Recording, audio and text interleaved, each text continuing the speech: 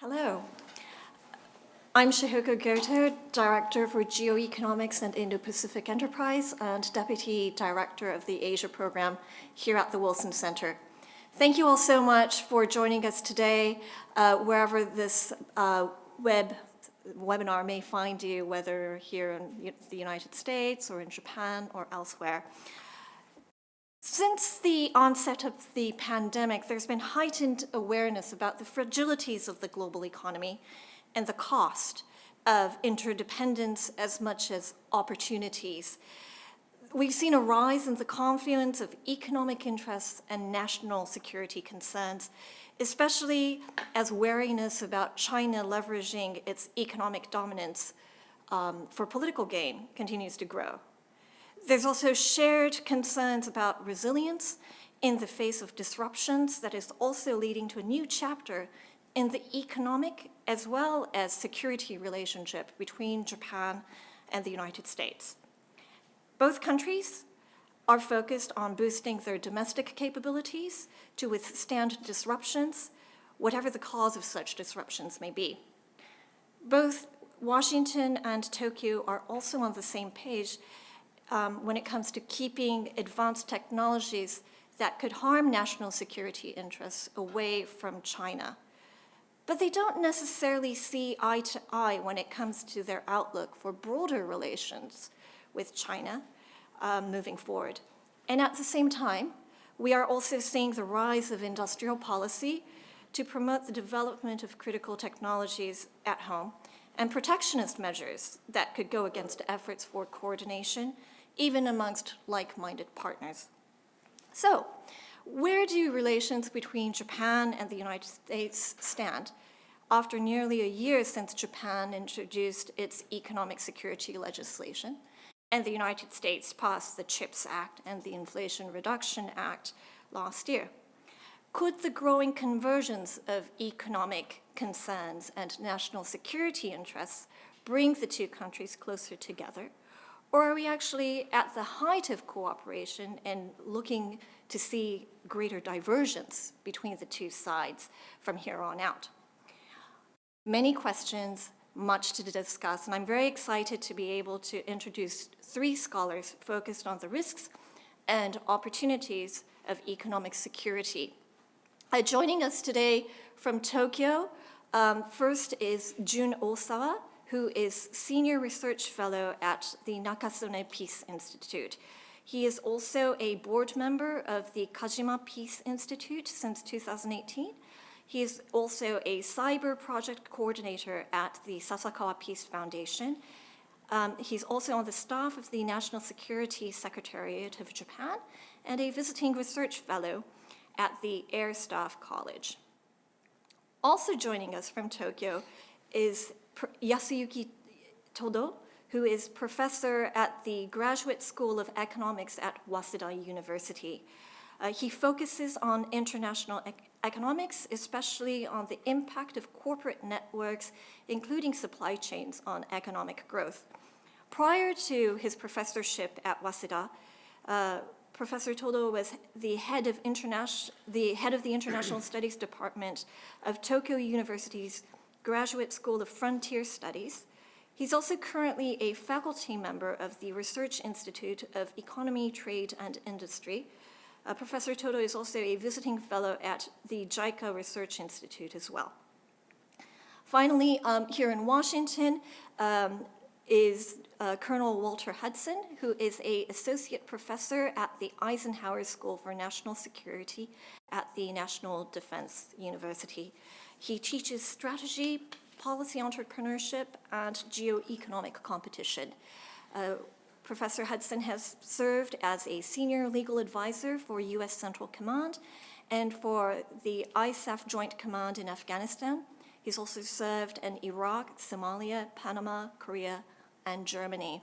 So with that, I'd like to turn to Mr. Osawa first. Good morning, everybody, and thank you, Shihoko-san. So my name is Jun Osawa, Senior Research Fellow at Nakasone Peace Institute, NPI. Today, I would like to talk about Japan's economic security promotion bill and the strategic environment perception behind it. And later part, as my expertise, national cybersecurity policy planning, so I will touch upon with the some relationship between this cyber defense and the economic security. So first of all, the Economic Security Promotion Bill was passed last year on May 11th by a majority vote in the House of Councillors, and the bill comes into force on May 18th. The bill consists of 4 pillars, as I will show you the slide. Wait a moment.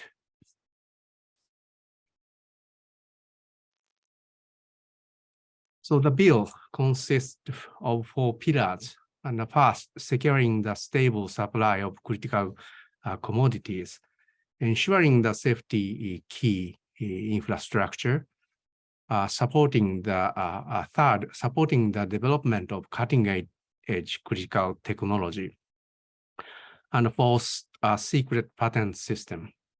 A document released by the Cabinet Secretariat in February last year explained the purpose of the bill as the establishment of basic policy and system to comprehensively and effectively promote economic measures to ensure security in light of the increasing complex international situation.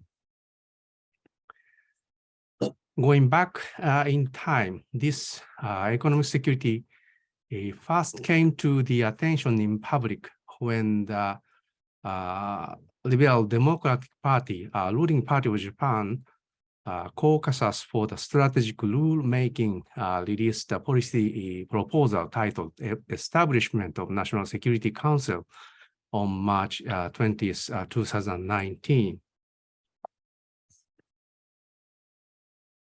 The proposal recognized that the competition between the US and China had developed into a struggle over the technologies, resources, and rules, and that economic statecraft, and that the competition was becoming increasingly intense. Behind the emerge of this economic security debate in Japan since 2019 is a major structural change in international politics. In order to properly understand the implication of the Economic Security Promotion Bill, it is necessary to understand the position of economic security within that structural change. I think the review of the roughly 80 years of international politics since World War II show that within the larger system of international politics, there has been a cycle of about 40 years, depending on whether the emphasis is on economy or national security. During the 40 years of the Cold War, from 1946 to 1989, there was a structural competition for survival between the socialist camp led by the Soviet Union and the democratic and free economic capitalist camp led by the United States. The 30 years from the end of the Cold War in 1989 to around 2019 was an era of the globalization in which major tensions in international politics subsided. Economic logic took precedence over the logic of security, and the people, goods, and the money and moved actively across borders. But in October 2018, then US President Pence delivered a speech at the Hudson Institute in which he suggested that the US should be prepared for the protracted war with China and suggested a shift in its engagement policy toward China. The US media reported Pence's speech at the beginning of the new Cold War between the US and China. And in January 2021, the Atlantic Council published an article that appeared to be intended as a modern version of the longer telegram written by George Kennan during the Cold War. This paper, titled The Longer Telegram, was written anonymously by the former US government official and called for the US to work with its allies to implement a new China strategy in order to counter China's long-term strategy for its hegemony. The Chinese economy is projected to overtake the US economy to become the world's largest around 2030 and continue to develop until around 2050, when the US economy will again overtake the Chinese economy because China is slowing down due to the population decline. Therefore, for at least the next 30 years, there will be a structural competition between US and China will be foreseeable. The next 30 years will be the era of the new Cold War, and in which the logic of security will take precedence over the logic of economy, just as it is during the Cold War. So I think that this is the basic perception behind the Japanese economic security promotion law. And last year, the Biden administration, the new national defense strategy outlined in March last year, focuses on the integrated deterrence as a means of achieving security.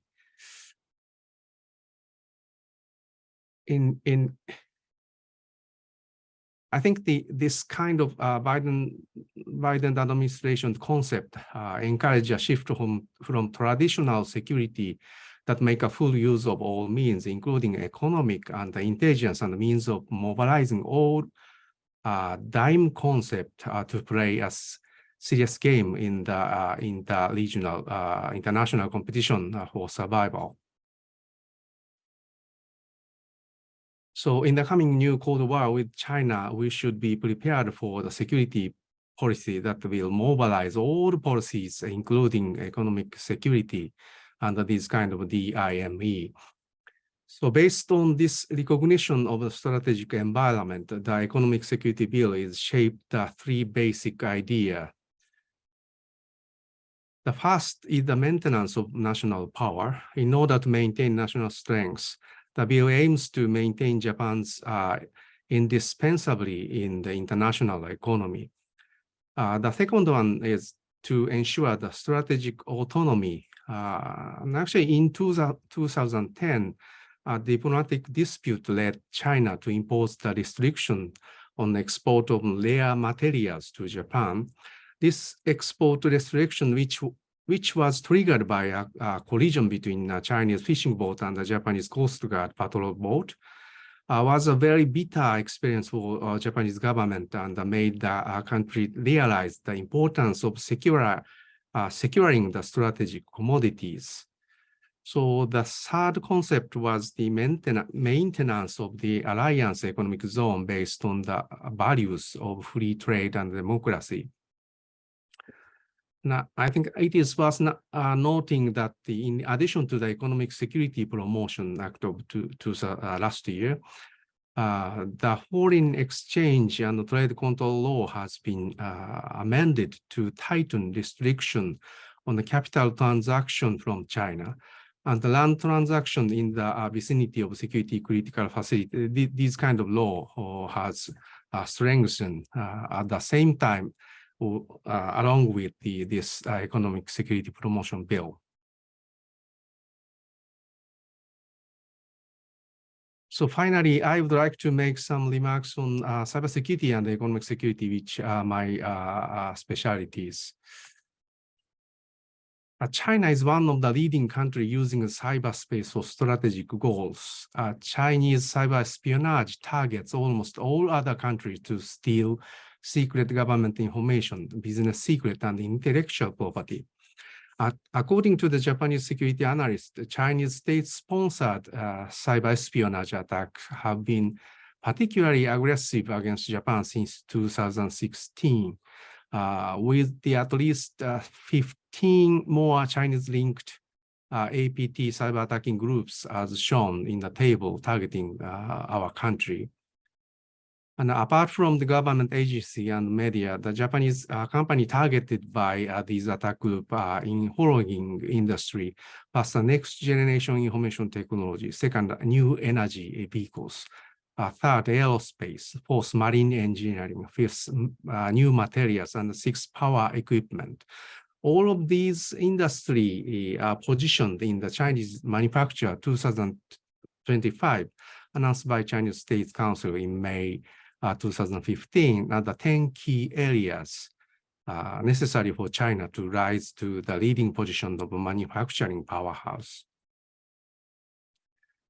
And from the table, we can conclude that the victim targeted by the listed Chinese cyber espionage group are industries and business entities developing cutting-edge technology that appear on the list of China's recent manufacturing strategy made in China 2055 as 10 key sectors.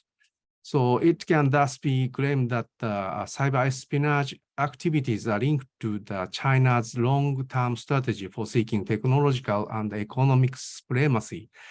There is a risk of long-term strategic technology leakage, which would ultimately damage Japan's industrial competitiveness. Thus, it is clear that the cyber domain has become a real battleground over the economic security between China and developed Western countries, including Japan. So in order to protect the industrial competitiveness, preventing cyber attack by China is now an urgent and important issue.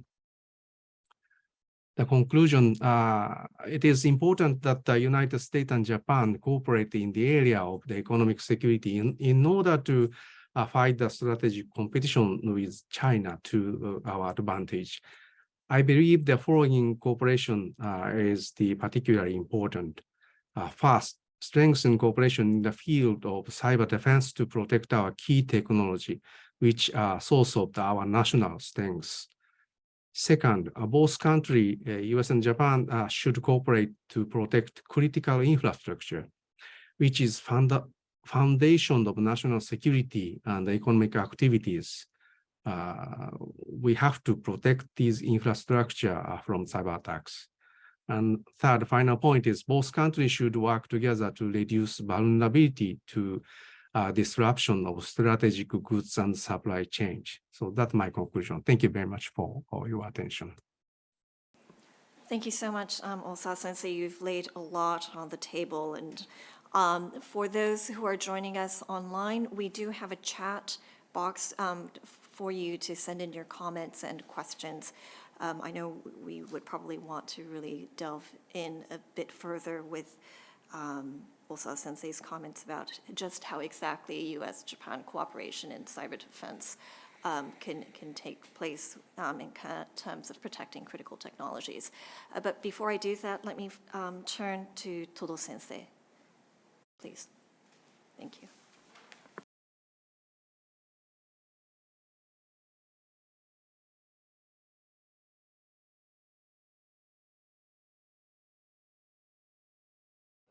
Thank you very much. Can you see my slides? Yes. Okay, good. So thank you very much for inviting me to this great seminar. My name is Yasuki Todo from Waseda University. So let me start with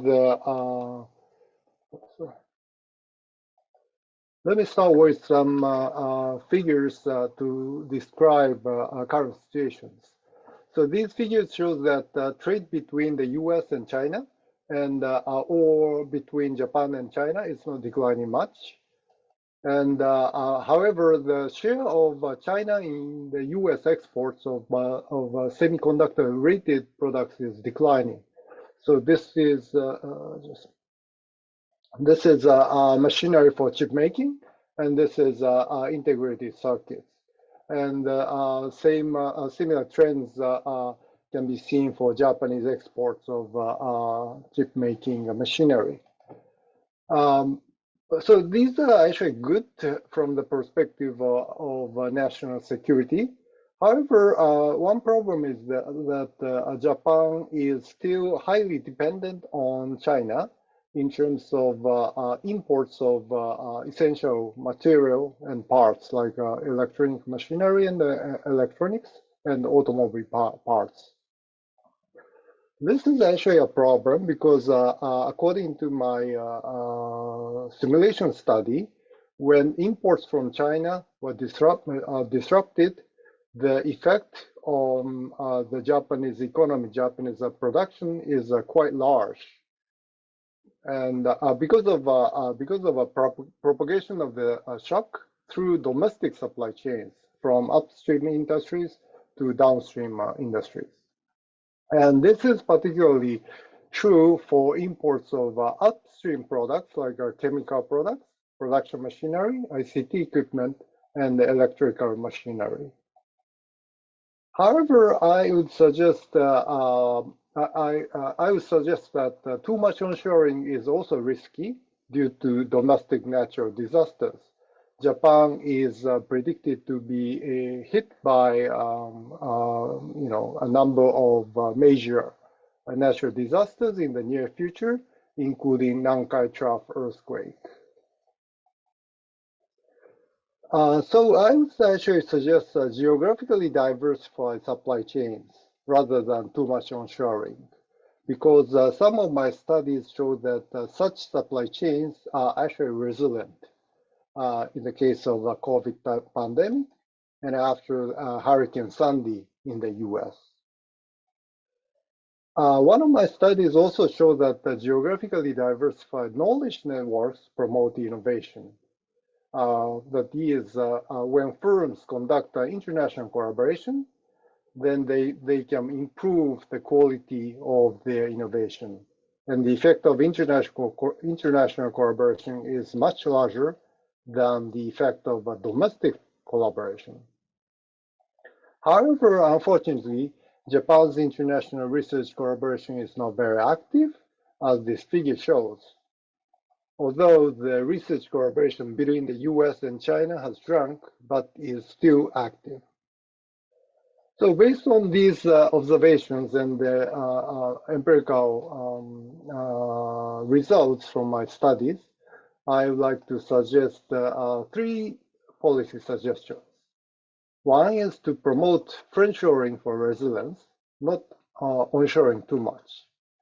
That is, Japan and the US should reduce reliance on China and diversify supply chain partners. For this purpose, we need to, the government of Japan and the US should utilize international frameworks such as IPEF to share information for business matching, which is evidenced to be quite effective. We also need to keep partial decoupling and limit target products for balancing national security and economic activities. In practice, the government, the Japanese and the US government should inform the private sector which products are and will be targeted to reduce business uncertainty. Already, Mr. Osawa mentioned that Japan's economic security bill, which actually identify these products, but still the targets are expanding, which creates a business uncertainty. And the second policy suggestion is to promote international research collaboration among allies, which I call friendshoring, knowledge friendshoring, particularly between supply chain partners. In this case also, international frameworks such as IPEF can be utilized for information sharing and partner matching. Also, international frameworks can be should provide research grants for international collaboration, like EU's Horizon Europe. So in this sense, I'm quite happy that recently the Japanese government has supported the international frameworks to promote, promote international research collaboration between Japan, the US, and Taiwan, like these, in the semiconductor industry. However, these policies shouldn't be limited to the semiconductor industry, but should be provided in a wide range of industries. Actually, an experience of Japan supports these two suggestions, as already Mr. Osawa mentioned. In 2010, China restricted exports of rare earths to Japan, but after that, Japan reduced reliance on China drastically by development of mines in other countries such as Vietnam and Thailand and Australia, and alternative technologies without using rare earth. So this experience suggests that diversification of partners and innovation are crucial to economic resilience. And finally, the third policy suggestion is to make friends with the global south, developing countries. For this purpose, Japan and the US government should provide more benefits to the global south through private direct investment, infrastructure development, technical assistance, and moreover, research collaboration for further innovation. So these activities can be promoted by policies. And actually, I would expect that Japan's new official development assistance charter proposed recently may help these activities, because this charter allows the Japanese government to propose projects to recipient countries, unlike previously. So maybe I should stop here, and if you have any questions, please let me know later in the discussion section. Thank you very much. Thank you so much, Professor Todo. So many great points were made, and I know that your final point, especially about the prospect for a new way to look at development assistance strategy that integrates more closely with Japan's own economic as well as national security needs, is something that I know we would probably want to delve into a little bit more. But before we do that, Walt, you've been very patient. There's been a lot. Things about partial decoupling, diversification of partners. Where does the United States stand on all of this? Thank you, Shihoko, and delighted to be here this morning. And what I would like to focus on now are U.S. strategic approaches in the U.S.-China technology and economic competition. My colleagues have alluded to this, and I think there might even be some overlaps with, in some respects, with the Economic Security Protection Act, and maybe we can see some of the similarities and dissimilarities there. But the first point I'd like to emphasize is I'm using the phrase strategic approaches and not strategy, because the United States, I don't think is particularly comfortable with economic strategizing per se. As was pointed out, during the Cold War, our strategies were overwhelmingly focused on national security issues. After the Cold War, there was a period in the 90s where strategy wasn't, maybe we don't even do strategy. And then when we came back to strategy, so to speak, in the 2000s, it was overwhelmingly devoted to the global war on terrorism. So we're now in this new period where we're thinking about strategy per se in terms of economics, and that's uncomfortable in some ways, I think, to the United States, because we have operated as a market economy, at least during most of the latter part of the 20th century. I will also say that's not always been the case. The United States in the 19th century was very comfortable, I would propose, with economic strategizing, with industrial policy. We had Alexander Hamilton and Henry Clay and Abraham Lincoln in the so-called American system. But this is sort of novel. So I think we're moving into what I would call a first point of reference and context is we're still moving into a full-blown understanding of what economic strategy is. I would propose that. So that's point one. That's why I'm calling this economic strategic approaches rather than strategy per se. And then the second point, there is a current, what I call a Beltway debate, and it might even be global, but I live in the Beltway, so I live in this bubble. And the debate that I think is helping inform U.S.-China economic strategic approaches is whether China has peaked or whether China is simply moving into a new phase of economic growth. So I term those peak China or China 2.0. And that debate is circulating rather heavily, especially in the think tanks around Washington and among policymakers, among the punditry, the so-called chattering classes. As perhaps some of you all saw a debate between Michael Beckley and Ian Bremmer recently. Beckley, of course, author of Unrivaled and a new book with Hal Brands called Danger Zone, arguing that China has peaked. They're facing headwinds that they cannot, that they're not going to be able to overcome. Precisely, that's what makes China actually more dangerous.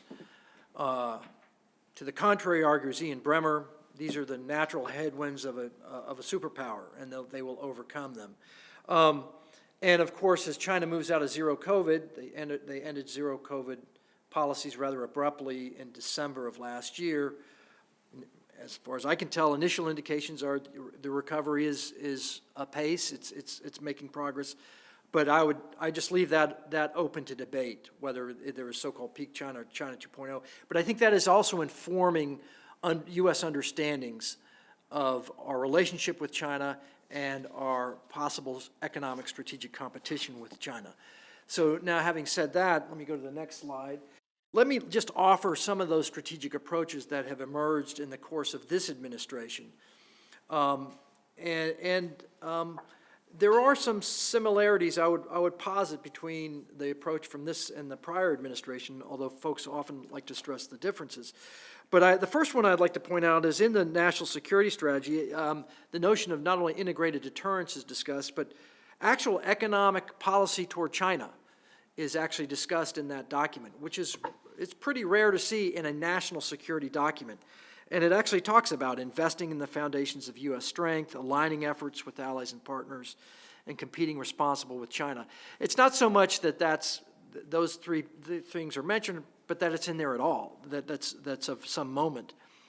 And then there have been a series of speeches over the course of the past 6 to 8 months that I think indicate significant strategic approaches by the United States, perhaps or perhaps not congealing into an actual strategy. I think the jury may still be out. The first speech I want to reference is a speech by Mr. Jake Sullivan, the National Security Advisor, who focused in September a speech on technology and innovation.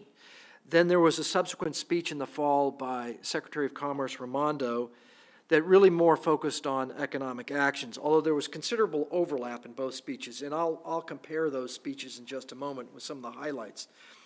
But what was remarkable, especially in Sullivan's speech, was he says, the United States seeks deep integration of foreign policy and domestic policy.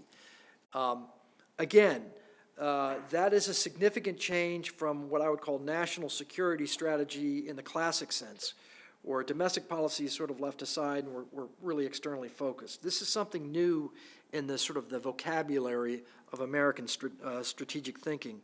And of course, it's been accompanied by a number of congressional actions, some of which have been bipartisan. Some have been mentioned, the CHIPS and Science Act, the Inflation Reduction Act, the Infrastructure Investment Act, the Forced Labor Bill.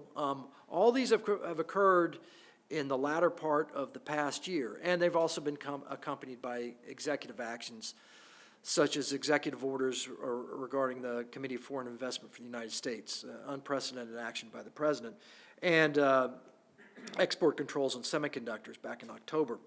So all that's in the background, and then there's very recently, I want to make sure I'm caught up, there was a speech this last Thursday by Secretary Yellen at the Johns Hopkins School for Advanced International Studies, and that's an update. And so what I want to highlight then is these three speeches and see if we can glean anything from what they say.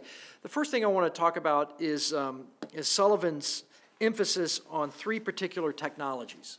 So again, this is a national security advisor. I think just talking about technology. This is very unusual. I would posit this is almost unprecedented.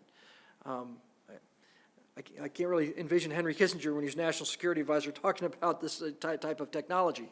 But he says there's three families that, given the foundational nature of certain technologies, we must maintain as large a lead as possible. So he's very emphatic about this. The United States must maintain as large a lead as possible. And implicit in that is from whom? Well, from China. And of course, those three families are computer-related technologies. That includes microelectronics, quantum, and AI, biotech and biomanufacturing, and then clean energy. So three areas of great emphasis in his technology speech. Now let me just briefly then talk about the two speeches by Sullivan and Raimondo, then I'll talk about Yellen's speech, and I'll offer some concluding thoughts. What is noticeable in both those speeches is, I would say, the forward-leaning language utilized by Mr. Sullivan and Secretary Raimondo vis-a-vis China. Notice what Sullivan says: a competitor that is determined to overtake U.S. technological leadership and willing to devote nearly unlimited resources to that goal. And then Raimondo's speech saying China has abandoned its reformist path, the path that many believed it was on in the, let's say, the early 2000s, and there is a dramatically transformed strategic environment. So the agenda that these both speeches have promulgated sometimes is called the protect and promote agenda. I've highlighted where I think the similarities are. Significant investment in science and technology, which stands to reason that's Sullivan's technology approach. Raimondo, competitiveness and innovation. They both stress the need for talent at home. They both talk about, just like the Economic Security Protection Act, hopefully I got that right, from Japan recently passed. They both talk about significantly hardening and protecting U.S. technological advances. And they both talk about deepening and integrating alliances. Raimondo also talks about continuing to engage with China, but I will say that's at the bottom of that's the bottom of her speech.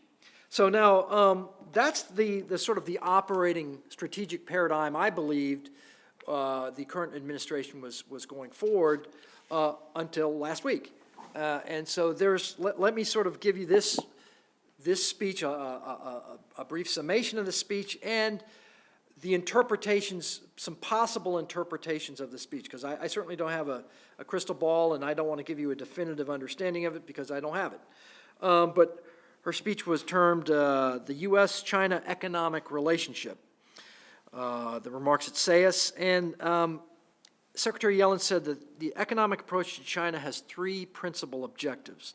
First, secure national security interests and protect human rights, which includes clearly communicating to the PRC United States concerns, that we wouldn't hesitate to defend vital interests. However, the goal is not to use tools to gain competitive economic advantage. Secondly, seek a healthy economic relationship with China, that is, have fair competition. Thirdly, that cooperation on urgent global matters such as debt distress, climate, or just the global macroeconomy, there's ways we can have a viable working relationship.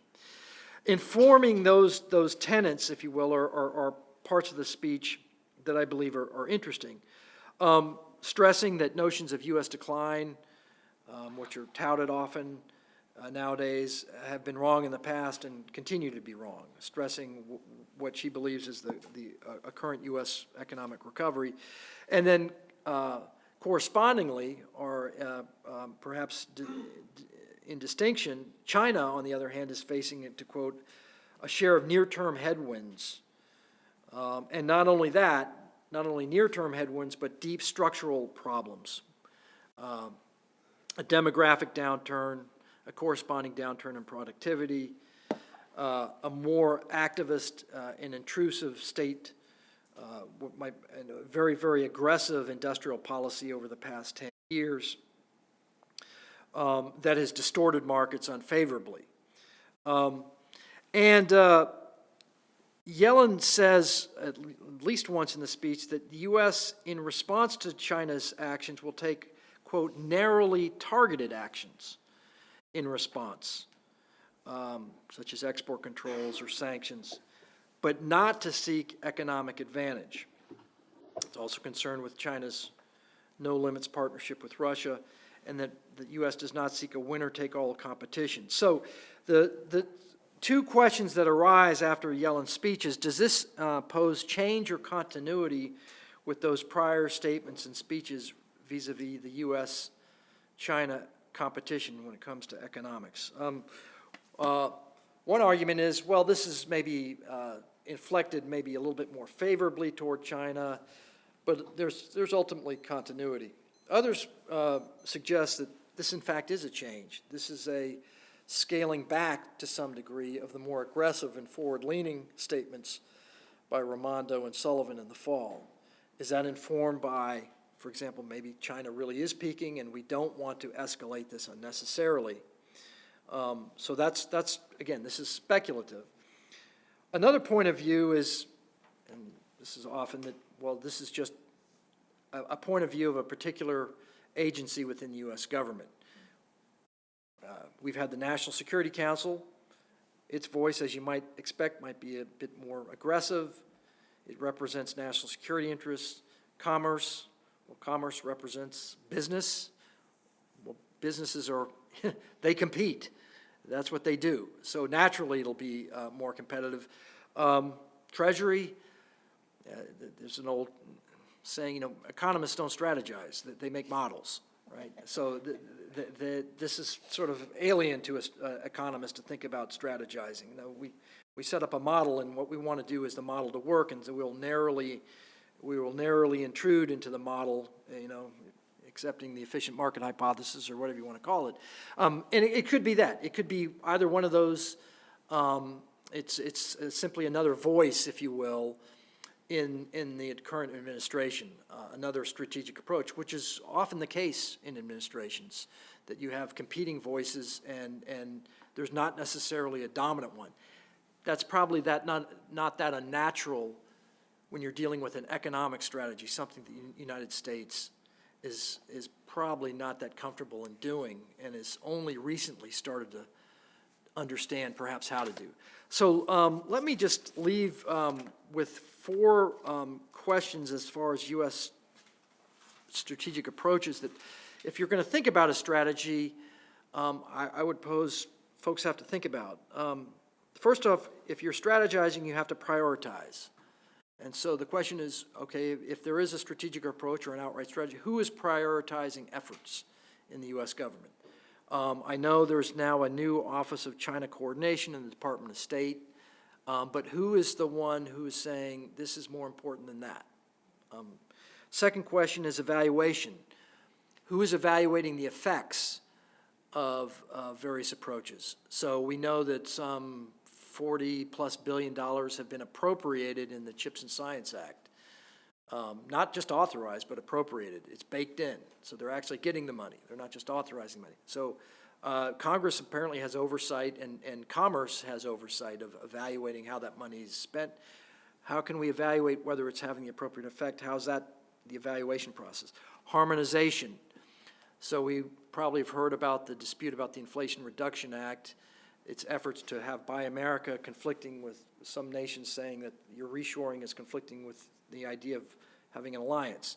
How do we reconcile some of those things? Where's the harmonization aspect of it? Who's in charge of that? And then who's in charge of overall iterating and publishing the strategy in a consistent and normative way? Those are questions that are typically asked, I would think, when you're discussing a strategy, and it might be worth considering as these strategic efforts go forward. Thanks very much. Great. Thank you so much, Walt. Time is short, and I do want to leave some time for questions from the audience, both here and online as well. But if I may, we've covered a lot of ground, and yet there are a couple of issues that we actually have not talked about. One is the private sector and cost effectiveness. Of course, when we talk about resiliency, we do know that we have to reassess the existing supply chains and the like. But at the same time, the drivers are the private sector, semiconductors, critical supplies, critical infrastructures are not, well, infrastructure is a little bit different, but even then, we cannot do that without private capital. We say that if we are to reshore, friendshore, the cost would be prohibitive, that the CHIPS Act in the United States, Japanese efforts to build things, to have conglomerates, to have domestic capability in Japan for its own chip manufacturing capabilities, that the money, the workforce, the overall cost is simply too astronomical and it won't be cost effective.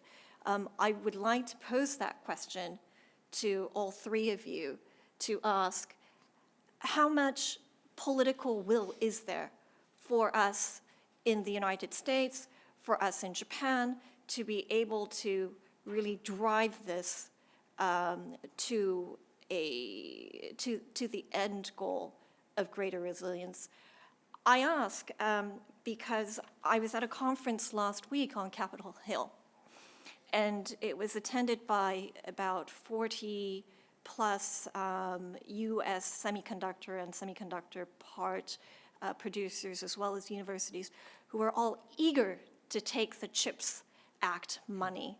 They are seeing this as a tremendous opportunity, and that they are delighted that the United States' political vision to think of China as this strategic competitor is giving them opportunity finally to invest in the United States, to invest in the US manufacturing. I think in Japan too, the fact that the Economic Security Act became before the national security three pillars was greeted both with great delight as well as great trepidation, because there was concern that it would lead to protectionism that would lead to inefficiencies as well. So what does this mean? Can we actually ensure that we can have competitiveness domestically that is actually going to lead to greater benefits for consumers, as well as addressing national security issues? I can take a stab from the United States perspective, and let me emphasize, these are my opinions, not those of the DoD or the U.S. government. This is a very big problem. The private sector has a profitable system in effect, and it is very difficult to change that system. The financial system is structured in a way to inhibit investment in the United States. I think there's this phrase, silicon hyphens. There's this notion that you set up a research triangle in a certain state and some venture capital, and you'll set up a little ecosystem, and voila, you have a little industrial center. And there's a good book by Dan Bresnitz called Innovation in Real Places. He says that's an illusion, that doesn't happen, that they migrate inevitably to the real centers of innovation, Silicon Valley or outside of Boston, places like that.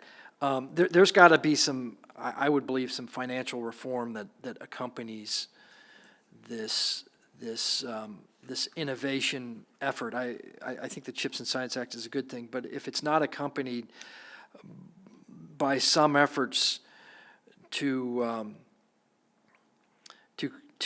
for some significant financial reform, and I mean, there's the whole slew of things. The 1982 provision that allows stock buybacks, I could go on. If there's not at least some provision that takes that into account, I don't think this will necessarily work.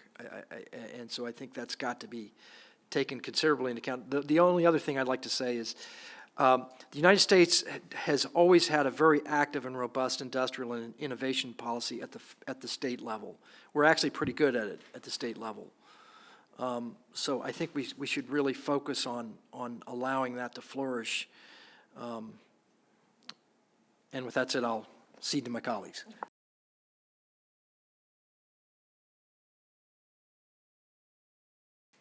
I don't know if either Professor Todo or Osa Sensei would like to add their Yeah, I comments. have the one quick course. answer to Shoko-san's great question. I think I remember the historical case of the semiconductor trade war between the US and Japan in late 1980s. At that time, I think the US made a huge pressure against the Japanese government to stop the development of semiconductor industries. But in the long term, for the US, I think the GAFA and the Silicon Valley could get prosperity because of the one of the great competitor, Japan, had fallen because of the these kind of trade war.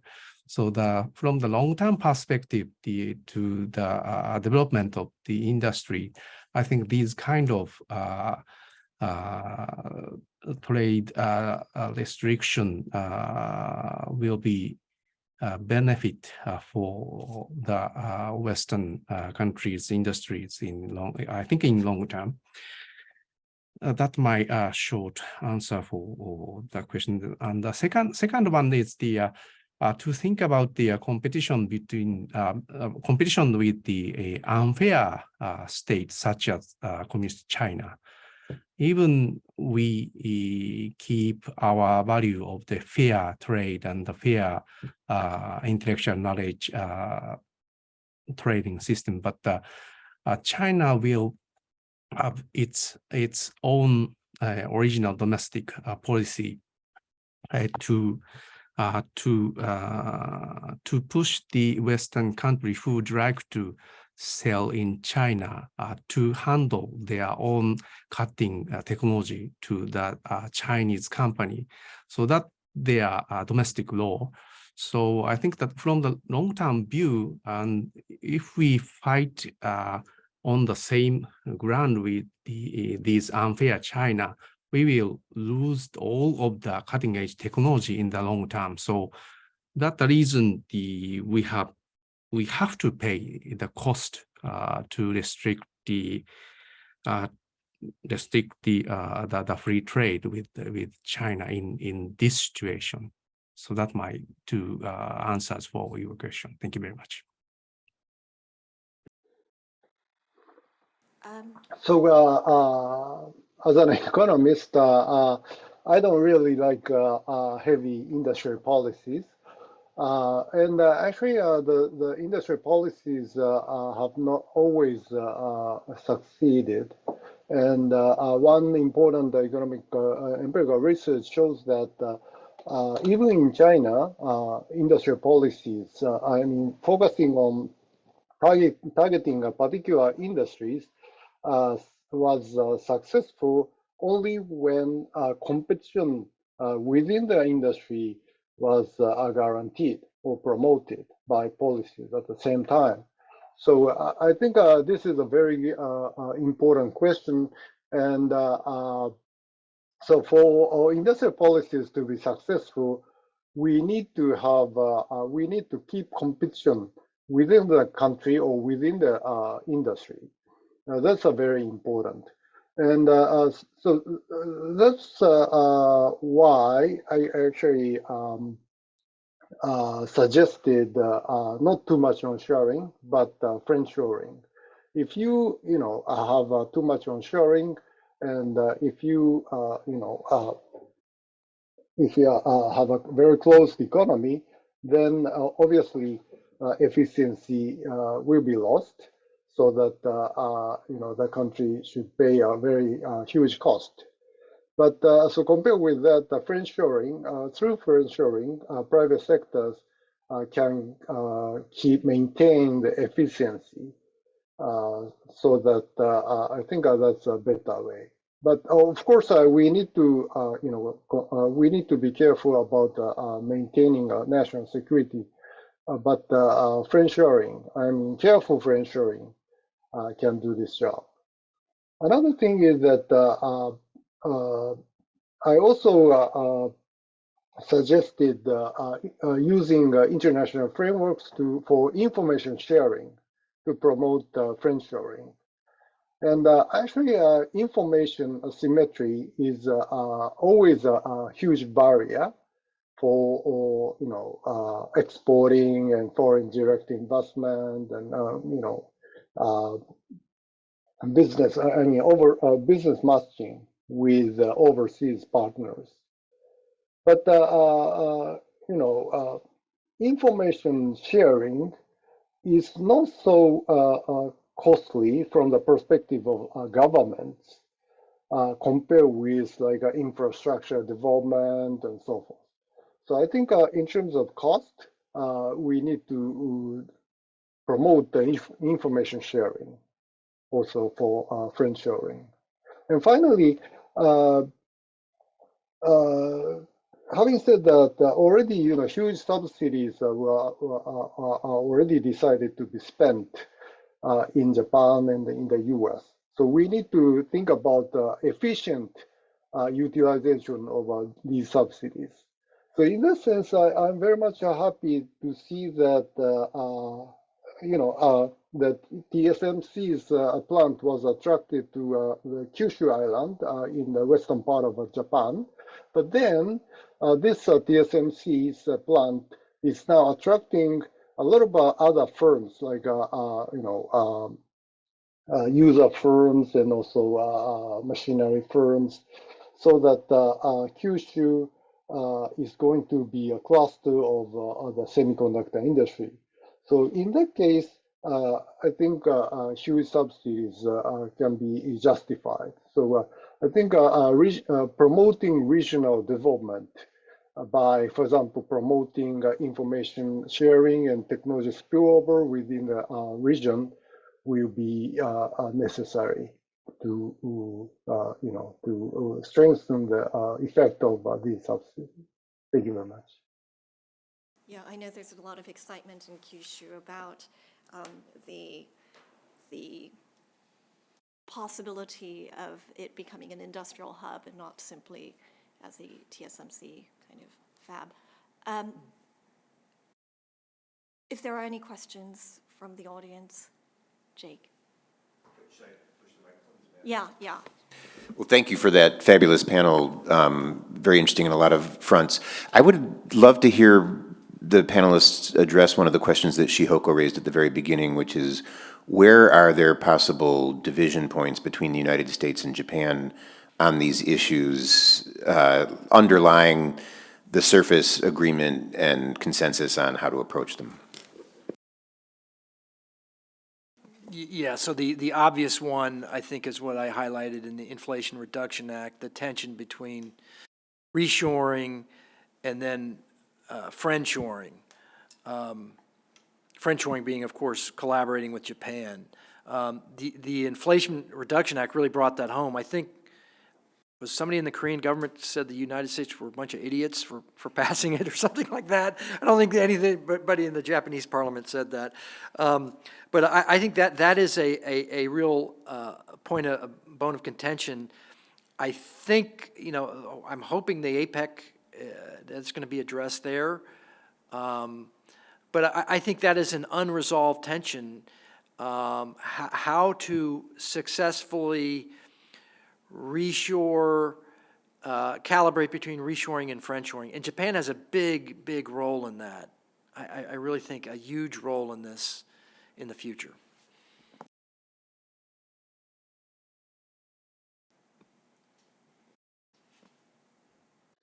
In addition, once again, I would like to emphasize the importance of research collaboration between Japan and the U.S. So,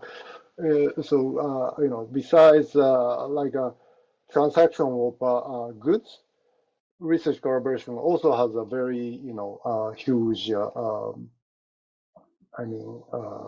Can be can result in a very effective result. Thank you. So my short answer for the question is that I think the cooperated offshore development aid with the global South is one another domain. for the cooperation division, because the some of the global South countries, such as the South America and the Middle East, and these countries has some concern to accept the U.S. Official aid from the United States because of some kind of the historical relationship with the United States. But Japan has a little bit the neutral to use these kind of official development aid.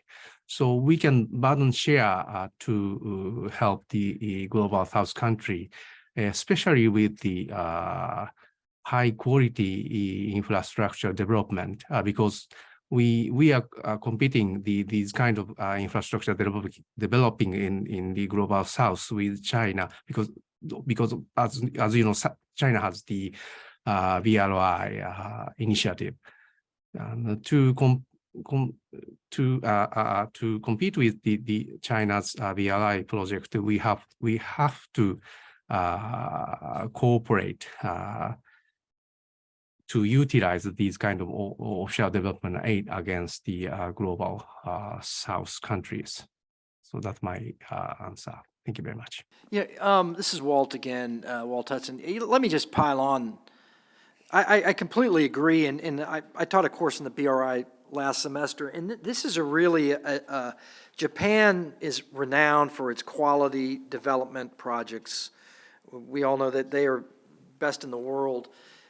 This is a really fruitful area where we could significantly, and I'm going to say it, we could undercut the success of the BRI, which really comes at a high price in a lot of the global South, with not only suboptimal infrastructure, but very suboptimal loan conditions. So I think this could be a really point of fruitful collaboration. What we've learned is the United States just does not have the capacity, even though we have good folks in the ARPC and the USAID and the Millennial Challenge, we don't have the capital or capacity to do this in any way, shape, or form on the scale of the BRI. So a collaboration, particularly with Japan, which has an excellent reputation, would be a great place, I think, to have what I consider a viable economic competition, especially in the global South. Thanks. And so on that note of optimism, I'm afraid I'm going to have to conclude our discussion for today. Before we go our separate ways, I wanted to point out that this is actually part of the Wilson Center's year-long research efforts into economic security and prospects for U.S.-Japan cooperation, which is a effort that has been supported by the U.S. State Department and the U.S. Embassy in Tokyo in particular, so we're very grateful for that. We've had a number of events both in Tokyo as well as here. We will be concluding this with a publication that will be coming out later this summer. All three of our panelists today will be contributing, so thank you in advance for your contribution. Thank you for coming and joining us today, either in person or online. And I would be remiss if I did not thank my colleague, Lucas Myers, for being part of this project from the beginning. And also to our AV staff, John Tyler, Jared Thompson, Tracy Fitzgerald. This is a group effort. I get to bask in the glory by being in the front, but really it's because of my amazing colleagues that we're able to do this. So thank you again, and thank you to Walt, Professor Todo, and to also Sensei in Tokyo when it's so late there in Japan. Thank you again, and hope to see you soon. Bye-bye. Thanks.